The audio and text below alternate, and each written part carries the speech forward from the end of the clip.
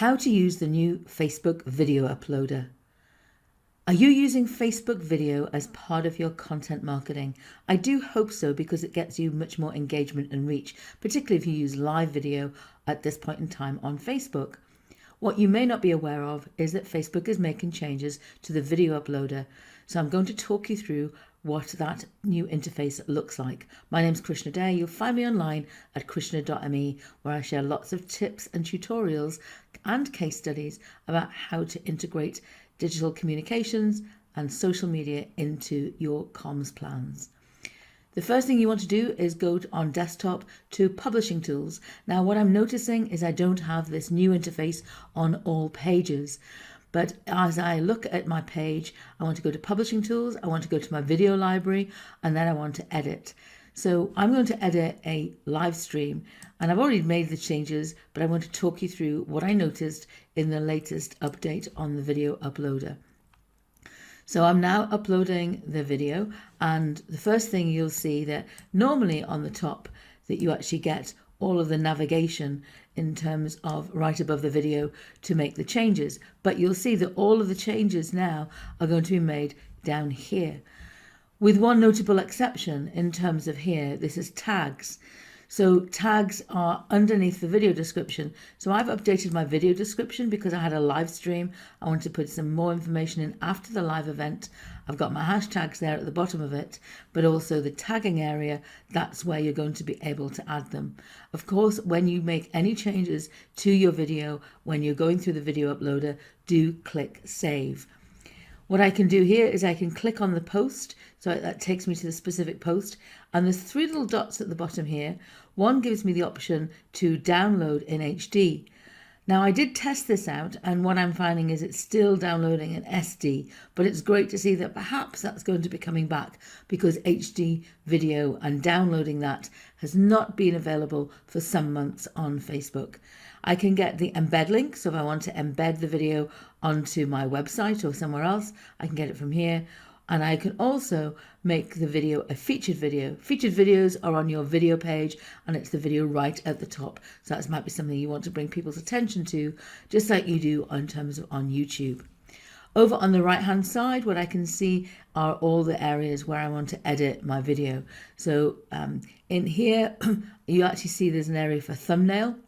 I already have a custom thumbnail added, but it allows you to scroll through in terms of the video and the content that you already have, in terms of generating one of many images from your video.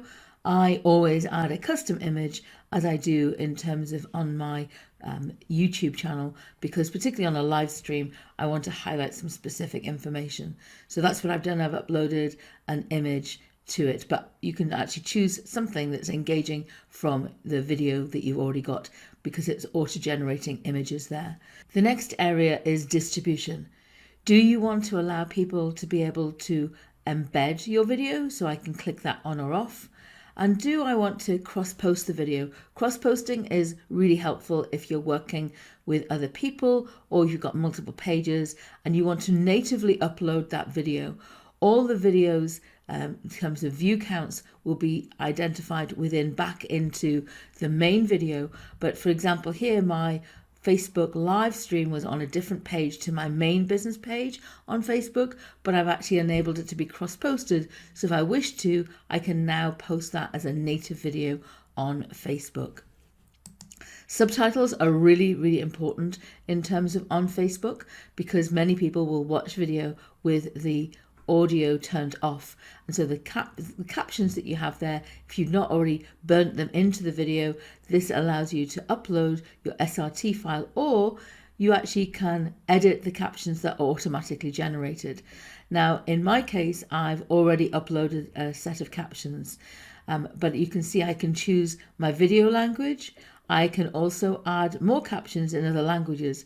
When testing this latest update on the video uploader, one of the things I noticed is I was not able to upload my captions in UK English and US English, which obviously has slightly different spelling. So unfortunately, that isn't working for me at the moment, but I haven't tried uploading it captions in other languages. You might want to try that and see if it works for you. So I got an error message when I did that upload in a different language. And then you can see here, I've already uploaded the captions. I can delete those if I wish to do so, or it's actually automatically generated. I tend to upload my own captions rather than taking the time to edit the captions that are automatically generated on Facebook. And then I can choose my default language. I've already done that.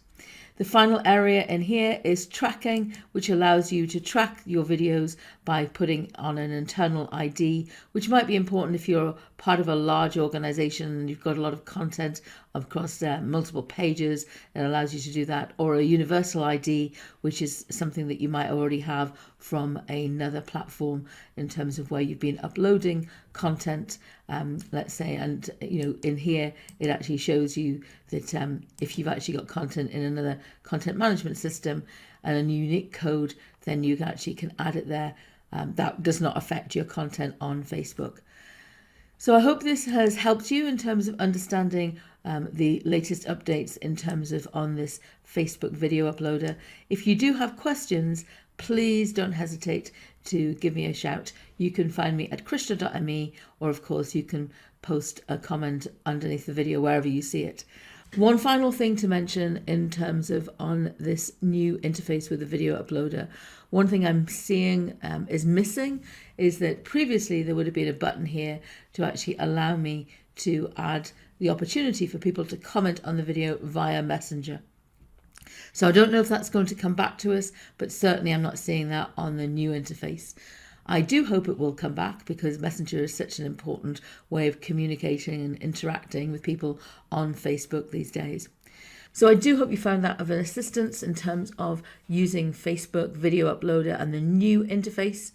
And if you've got questions, make sure you leave them in the comments where you see this video. Of course, you can find me over at krishna.me.